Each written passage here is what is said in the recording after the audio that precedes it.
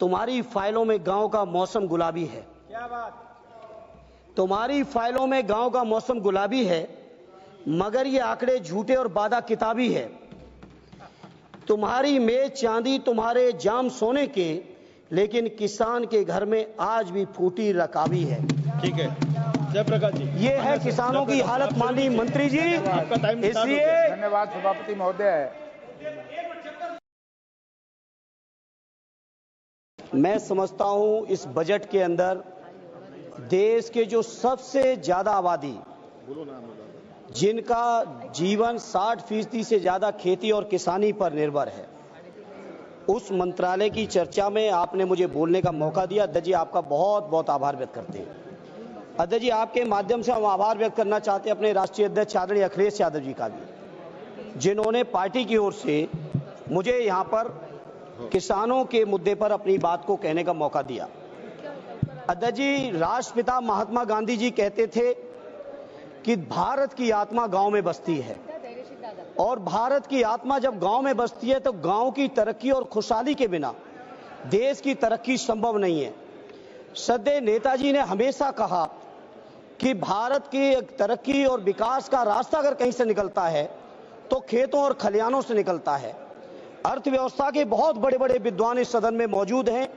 श्रद्धेय नेताजी ने हमेशा कहा कि अगर देश की अर्थव्यवस्था को दुरुस्त करना है तो किसानों को आप संपन्न कर देंगे तो बाजारों की भी वैल्यू बढ़ जाएगी, लोगों की परचेजिंग पावर भी बढ़ेगी और देश की अर्थव्यवस्था भी बढ़ेगी। सभापति जी, माननीय वित्त मंत्री जी द्वारा जब बजट पेश किया गया तो माननीय अध्यक्ष जी, तो लगातार ये कहा गया अब तक का सबसे बड़ा बजट है, 50 लाख करोड़ से ज्यादा का बजट है। लेकिन उन बजट पत्रावलियों को जब देखा गया और पत्रावली में जब कृषि एवं किसान कल्याण मंत्रालय के बजट को देखा गया तो अध्यक्ष जी बड़ी निराशा हुई। केवल 2.7% बजट का हिस्सा इस मंत्रालय को दिया गया। जो पिछले समय में बजट मिल रहा था उसमें भी सभापति जी 2.8% की कमी सभापति जी इसमें कर दी गई। इसलिए मैं समझता हूं बीजेपी के लोग, ये एनडीए की सरकार भाषण चाहे जितना दे ले किसानों के लिए, लेकिन दिल में किसानों के लिए नफरत लेके बैठे हुए हैं। अगर नफरत लिए न बैठे होते तो इतने बड़े बजट में किसानों के लिए बजट में कटौती क्यों की जाती। सभापति जी, मैं जिक्र करना चाहूंगा 2014 के भारतीय जनता पार्टी के संकल्प की। 2014 में संकल्प पत्र जो जारी किया गया था, उस संकल्प पत्र में कहा गया था कि स्वामीनाथन जी की जो रिपोर्ट है, आपके पास आज कागज बहुत है, लेकिन बोलना संक्षिप्त में है सर, संक्षिप्त में बोलना है। अब जो आप मौका देंगे आपकी उदारता रहेगी। सभापति जी, 2014 के संकल्प पत्र में कहा गया कि स्वामीनाथन जी की सिफारिश के अनुरूप जो किसानों की लागत है, जिसमें लागत में श्रद्धेय नेताजी कहते थे और उसी बात को स्वामीनाथन जी ने भी कहा, किसान की अपनी मेहनत, अपने परिवार की मेहनत, उनके जो पशुओं की मेहनत, खेती की जो वैल्यू है उस वैल्यू का जो मार्केट में ब्याज होना चाहिए, सारी की सारी चीजों को अगर मिला लें, जिसको स्वामीनाथन जी ने फार्मूला दिया था C2 का, C2 प्लस 50%, माने लागत का 1.5 गुना समर्थन मूल्य। 14 का वादा है आपके चुनावी घोषणा पत्र का मंत्री जी, और 14 से आज 25 आ गई है। अभी तक एक बार भी सरकार का ये संकल्प 12वां बजट पेश हो गया है। 11 साल आपने पूरे कर दिए। भाषण बहुत लंबे हैं आपके, लेकिन सच्चाई से बहुत दूर हैं। उसके बाद सभापति जी, प्रधानमंत्री जी ने 2016 में घोषणा की कि 2022 में आने वाले अमृतकाल में जब भारत प्रवेश करेगा तो उस प्रवेश के समय किसानों की आमदनी को हम दूना कर देंगे। मैं नहीं समझ पा रहा हूं, माननीय कृषि मंत्री जी, आप बहुत अनुभवी हैं, एक बड़े प्रांत के लंबे समय तक मुख्यमंत्री रहे हैं, जहां किसानों की इस्तेमाल की सारी चीजों का मूल्य आपने बढ़ा दिया। आपने खाद का दाम लगातार बढ़ाया, बिजली में आपने कोई सब्सिडी दी नहीं, कीटनाशकों का दाम बढ़ा दिया गया, किसान के इस्तेमाल के डीजल के दाम बढ़ गए, ट्रैक्टर, थ्रेसर से लेके जितने भी आपके चीजें इस्तेमाल होती हैं खेती किसानी में, सारी चीजों का दाम बढ़ा दिया। लेकिन किसानों को कहीं समर्थन मूल्य देने की आपने जरूरत नहीं समझी। जहां आपने वादा किया था दोगुनी आमदनी का, जहां आपने वादा किया था C2+50% का, आज मैं बड़ी जिम्मेदारी से सभापति जी कहता हूं, देश के किसानों की हालत यह है कि अगर वो कर्ज न लें तो लागत भी ऐसी, लागत के बराबर भी कहीं मार्केट में मूल्य नहीं है। स्वामीनाथन जी ने कहा था कि किसानों की आमदनी बढ़ानी है तो 43,000 मंडियों की देश में जरूरत है, लेकिन उन मंडियों की अभी देश के अंदर केवल स्थिति है 7,000 की। और जब से एनडीए की सरकार आई है 11 साल से, मैं पूछना चाहता हूं मंत्री जी, जवाब दे दीजिएगा, प्राइवेट सेक्टरों ने तो मंडियां बढ़ा ली, साइलोज बना लिए, प्राइवेट खरीदारी का इंतजाम तो है, लेकिन कहीं भी सरकारी मंडियां आपने बढ़ाने का काम किया हो तो उसका डेटा दे देना। उत्तर प्रदेश के अंदर आदरणीय अखिलेश यादव जी ने मुख्यमंत्री रहते हुए विशेषकर बुंदेलखंड से लेकर उत्तर प्रदेश के विभिन्न इलाकों में सैकड़ों मंडियां बढ़ाई थी, उन मंडियों को नहीं बढ़ाया। और तो और कन्नौज के अंदर आलू की, मैनपुरी के अंदर अनाज की एक बहुत बढ़िया मंडी तैयार की थी एक्सप्रेसवे के ऊपर, जिससे किसान अपनी फसलों को सीधे देश के किसी भी कोने में पहुंचा सके। उन मंडियों को भी मंत्री जी आप जानकारी जुटा लीजिएगा, उन मंडियों को भी आपकी सरकार ने नहीं बनाया। और मैं ये बात मैं इसलिए कह रहा हूं क्योंकि जब सत्ता पक्ष की तरफ से कोई खड़ा होता है तो डबल इंजन की बातें करते, डबल इंजन की बातें करते। क्या हुआ आपके उत्तर प्रदेश के अंदर डबल इंजन का? माननीय अखिलेश जी के सारे कामों को रोक दिया गया। जहां सभापति जी ये हालत है किसानों की, अंत में किसान क्या करें? कर्ज ले रहे हैं, साहूकारों के मुंह मांगे ब्याज पे कर्ज लेना पड़ रहा है, सरकार से भी कोई राहत नहीं। क्या मामूली बात है? आपके 10 साल के कार्यकाल में प्रत्येक वर्ष 10,000 से ज्यादा और अब तक 1 लाख से ज्यादा किसानों ने आत्महत्या कर ली है। देश के किसानों ने, बताइए, देश के किसान आत्महत्या कर रहे हैं, देश के तमाम संविदा कर्मी आत्महत्या कर रहे हैं। देश के किसान अगर अपना हक अधिकार मांगने आते हैं, 3 काले कानून बनाए थे। मैं कृषि मंत्री जी आपसे कहूंगा जवाब में बताइएगा, हम पूरे विपक्ष के लोग कह रहे थे कि काले कानून है 3, और काले कानूनों को आप नहीं मान रहे थे। किसानों ने यहां पर महीनों दिल्ली में सर्दी, गर्मी, बरसात सारे मौसम झेल के आंदोलन किए, 750 किसान शहीद हुए। उन शहीद किसानों को आज तक आपकी सरकार की तरफ से, जहां देश की 5वीं अर्थव्यवस्था है, तीसरी होने वाली है, वहां एक परिवार को मुआवजा आपने नहीं दिया। सर, यह है आपकी सरकार। यह डंका बज रहा होगा किसी बड़े बड़े लोगों के लिए, कुछ चुनिंदा उद्योगपतियों के लिए बज रहा होगा डंका, लेकिन देश के किसानों की जो बर्बादी है वो छुपी नहीं है। सभापति जी, इसलिए सभापति जी मैं आपसे कहना चाहता हूं, जहां देश के अंदर पूंजीपतियों का 16 लाख करोड़ से ज्यादा कर्ज आपने माफ किया है, 16 लाख करोड़ से ज्यादा देश की बैंकों ने पूंजीपतियों का, बड़े बड़े पूंजीपतियों का, जिसमें चुनिंदा होंगे, हम किसी का नाम नहीं कोट करेंगे, पूरा देश जानता है, लेकिन किसानों के कर्ज की माफी की बात आती है तो सरकार एकदम चुप बैठ जाती है। यही आपका किसानों के प्रति प्रेम है। मैं बड़ी जिम्मेदारी से कहता हूं, अपने देश के किसान भाइयों को कहना चाहता हूं, देश की सर्वोच्च सदन से कहना चाहता हूं, आपको सोचना पड़ेगा, चिंतन करना पड़ेगा कैसी सरकार आपने चुन ली। कितना प्रधानमंत्री जी के नाम पे झूठी बातों को आप विश्वास कराओगे लोगों को? कह रहे कितना दिया है, उससे एक मिनट साहब, जितना दिया है सुन लो, उससे ज्यादा आपने जो यूरिया की बोरी 50 से 40 कर दी, उसमें काट लिया है, उससे ज्यादा आपने जीएसटी में वसूल लिया। आप बताओ ट्रैक्टर पे कितना जीएसटी है, यूरिया पे कितनी जीएसटी है, कीटनाशकों पे कितनी जीएसटी है? जीएसटी के माध्यम से आपने वसूल लिया है। एक हाथ से 1 रुपया देते हो, दूसरे हाथ से 10 रुपए खींच लेते हो किसानों से। किसान सुन रहे हैं देश के, इसलिए मैं सभापति जी कहना चाहता हूं, आज किसान मजबूर है। मैं एहसास है, मेरे पिताजी आज भी खेती किसानी में रहते हैं, आज भी गौशाले में रहते हैं, मुझे एहसास है किसानों के दर्द का। सभापति जी, किसानों को यह हालत थी पहले, जब कभी भी अगर किसी किसान परिवार से ये कह दो कि गांव छोड़ दो, जमीन छोड़ दो, शहर में चल के बस लो, नौकरी कर लो, तो वो नहीं तैयार होते थे। और आज सभापति जी किसान इतना मजबूर हो गया है कि खेती छोड़ के शहरों में रिक्शा चलाने को तैयार है, शहरों में आपके मजदूरी करने को तैयार है, कोई भी काम करने को तैयार है। अब किसानों ने समझ लिया है कि उनका और उनके बच्चों का भविष्य अब खेती में नहीं रहा। और यही कारण है, बहुत से सर्वे आए देश में, जब पूछा गया किसानों से कि आप खेती करना चाहते हो कि नहीं करना चाहते हो, मेजॉरिटी के किसानों ने कह दिया कि हम खेती नहीं करना चाहते। यह हालत है। देश के 50% से ज्यादा किसान आज भी हैं सभापति जी जो कर्जों से डूबे पड़े हुए हैं। इसे मैं आज इस मौके पर कहना चाहता हूं, ये सरकार हो चाहे इनके प्रांतों की सरकार हो, और प्रांतों में भी विशेषकर उत्तर प्रदेश की सरकार के बारे में कहूंगा, किसानों को रोजगार दिया नहीं।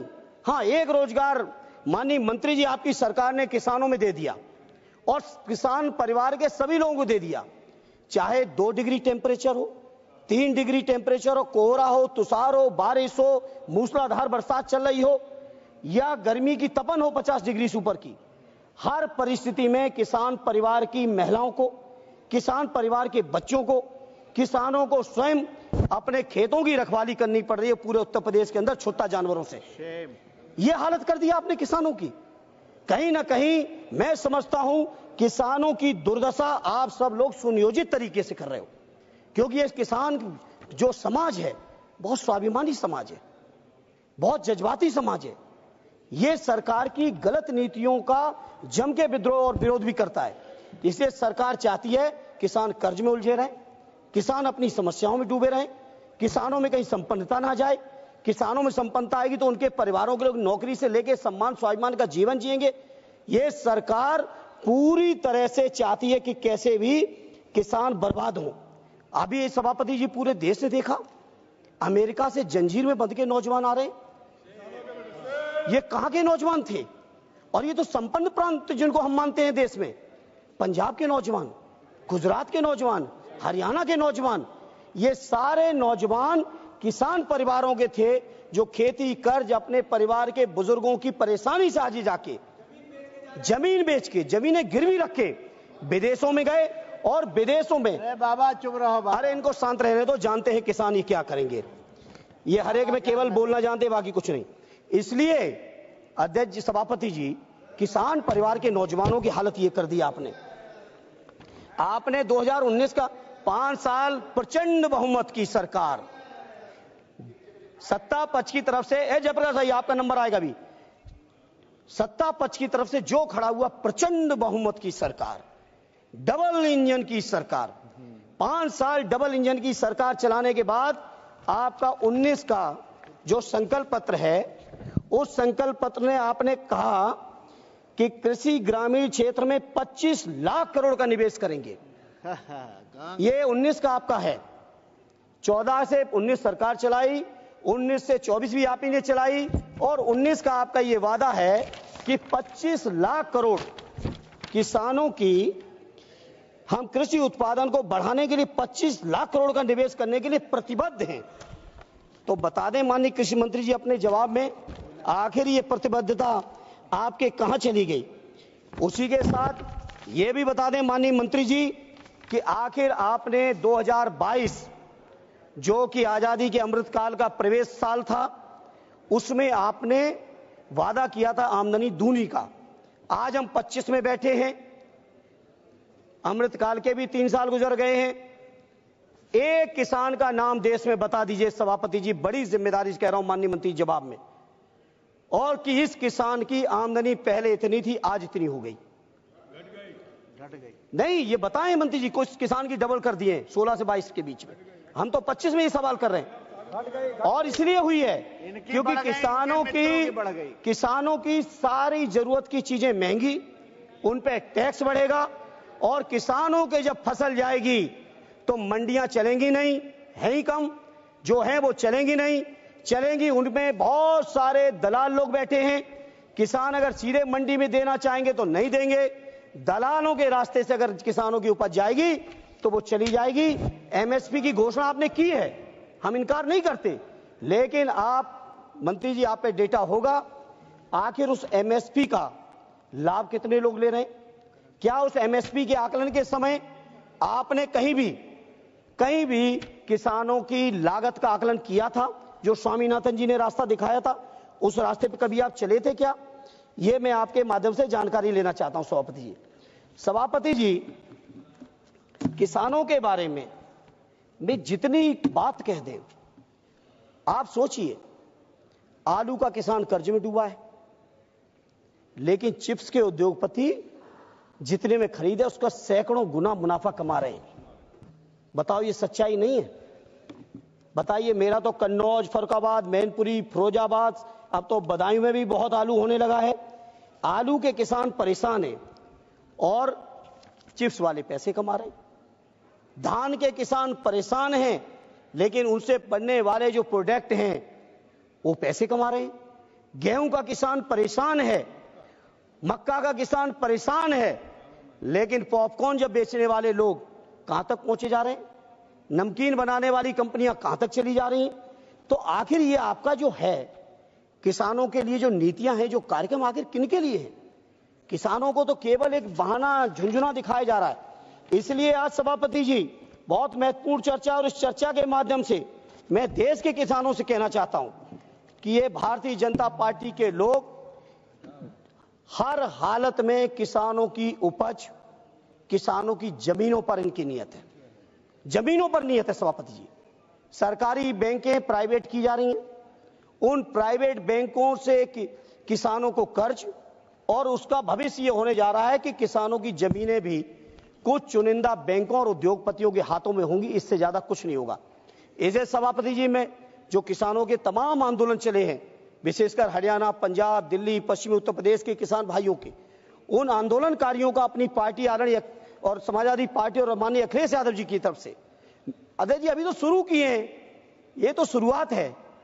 सभापति जी, मैं माननीय अखिलेश यादव जी की ओर से, अपनी पार्टी की ओर से न केवल समर्थन करता हूं, न केवल उनकी मांग का साथ देता हूं, बल्कि मैं बड़ी जिम्मेदारी से कहना चाहता हूं, एमएसपी को जो गारंटी की बात स्वामीनाथन जी ने कही थी, जिसकी मांग को लेकर लगातार किसान आंदोलनरत हैं अलग अलग तरीके से, उन एमएसपी को आप लागू करिए और स्वामीनाथन जी के हिसाब से लागू करिए, क्योंकि हम जानते हैं उसमें भी खेला कर देंगे, उसमें भी किसानों को गुमराह कर देंगे। क्योंकि आप देखिए, किसानों का बजट आपने डाउन कर दिया, जहां देश का बजट बढ़ रहा है, किसानों का बजट क्यों कम कर दिया मंत्री जी? अब मंत्री जी किसानों की को नहीं चाहते हैं कि मंत्री जी को नहीं चाहते हैं सरकार में बैठे लोग, ये तो यही लोग जाने, लेकिन किसानों की कर्ज माफी हो। जी, ये स्वामीनाथन आयोग का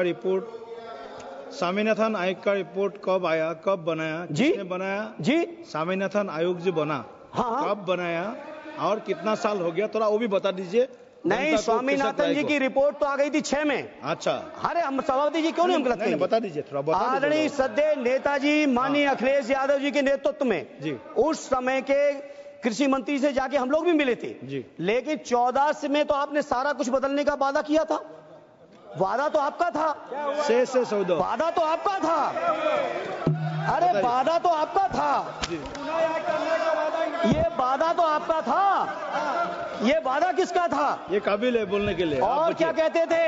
ये काबिल है। हम कभी सभापति जी, सद्य नेताजी ने माननीय अखिलेश जी ने जो संस्कार दिए, हम कभी किसी व्यक्ति का नाम लेके कभी टिप्पणी नहीं की जीवन में, और न करेंगे।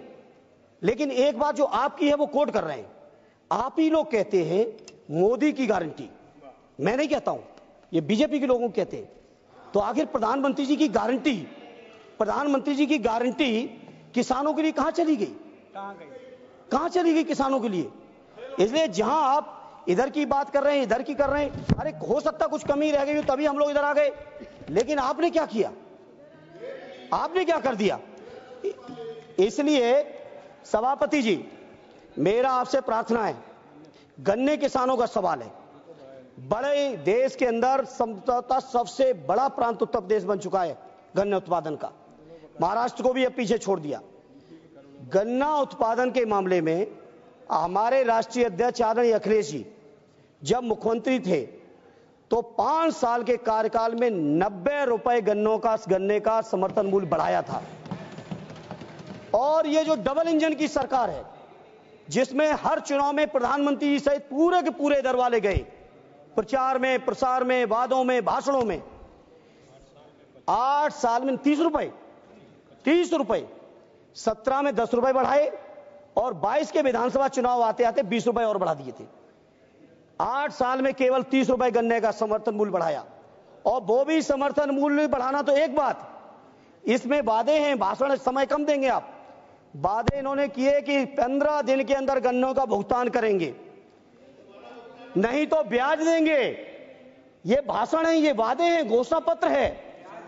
ब्याज तो छोड़िए, किसानों का मूल सालों साल नहीं मिल रहा है, सालों नहीं मिल रहा है।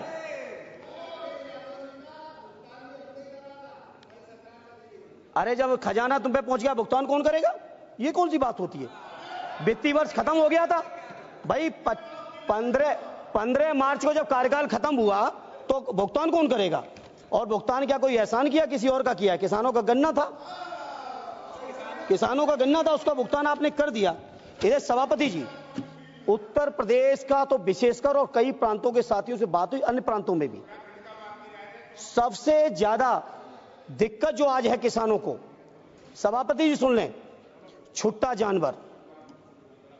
मेरी प्रार्थना है कृषि मंत्री जी, किसानों की उपज की जब तक वो बाजार में बिक नहीं जाता है, पूरा का पूरा परिवार सर्दी, गर्मी, बरसात, लू, बारिश, हर परिस्थिति में किसानों के परिवार खेतों में पड़े हैं, उनका जीवन नरक हो गया है। इसलिए सभापति जी, आपके माध्यम से मंत्री जी से, सरकार से कहूंगा, एक स्थायी और ढंग से इंतजाम निकालिए। प्रधानमंत्री जी के आप चुनावी भाषण सुनिए, और पता नहीं सरकार में बैठे लोग क्या है कि प्रधानमंत्री जी की भी नहीं सुनना चाहते, प्रधानमंत्री की भी नहीं सुनना चाहते, प्रधानमंत्री की भी नहीं सुनना चाहते आप लोग। केवल धर्म के नाम पर मंदिर, मस्जिद, हिंदू मुसलमान नफरत फैला के, आपको अगर लग रहा है, केवल लग रहा है कि इस तरह से जनता का विश्वास जीत लोगे, तो देश का जनमानस, देश का किसान जाग चुका है।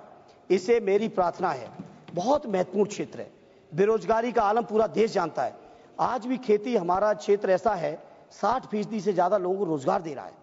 आखिर वो रोजगार देने वालों को मानते, आज अगर कृषि मंत्री जी 60% रोजगार मिल रहा है तो 30% ही ले आते बजट।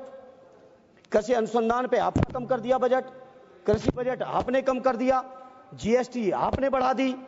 तमाम तरीके के किसानों के सामने जो चुनौती है, कहीं आपका मंडी का चैन बन नहीं रहा है, कोल्ड स्टोर का चैन बन नहीं रहा है, मार्केट कहीं बंद नहीं रहा है, सिंचाई का कहीं इंतजाम है नहीं। तो ऐसी तमाम चीजें हैं सभापति जी, जिनको मंत्री जी को और सरकार को सोचना चाहिए, और नहीं सोचेंगे तो सभापति जी, मैं आपको कहना चाहता हूं कि देश के किसान परिवार में बैठे नौजवान बहुत जागरूक हैं, और आने वाले समय में अपने अपने तरीके से लोग जवाब देंगे आपको। इधर सभापति जी, किसानों की तरफ से मैं एक बात कहते हुए अपनी बात को खत्म करूंगा, क्योंकि आपकी भी घंटी हम बार बार नहीं सुनना चाहते, और भी हमारे साथी बोलने को पीछे हैं। बीजेपी के लोगों को लगता है किसानों की स्थिति बहुत अच्छी है। सच्चाई यह है, कृषि विकास दर से लेके, कर्ज से लेके, आत्महत्याओं से लेके, उनके ब्याज से लेके, मंडी से लेके, जीएसटी से लेके, उनके ऊपर मुकदमों से लेके, आप सोचो कि पंजाब के किसान चलते तो हरियाणा सरकार रोक देती है, कोई मामूली बात है? अंतरराज्यीय सीमा तो है, कोई अंतर प्रदेश देशी सीमा तो है नहीं। अंतरराज्यीय सीमाओं में रोक दे रहे लोग, 750 यहां मर गए, इनका कोई कार्रवाई नहीं, शहीदों का दर्जा नहीं, कोई मुआवजा नहीं। इसलिए मैं इन किसानों की भी समर्थन की मांग करते हुए, वो समर्थन करते हुए अपनी पार्टी की ओर से एक बात केवल सभापति जी, एक बात मैं कहूंगा कि हर हाल में ये किसानों को गुमराह कर रहे हैं। मैंने कई रिपोर्ट्स पढ़ ली, टाइम नहीं है बताने का। गुमराह करते हैं कि किसानों का कर्ज माफ करेंगे तो सरकार पे इतना खजाने पे बोझ आएगा।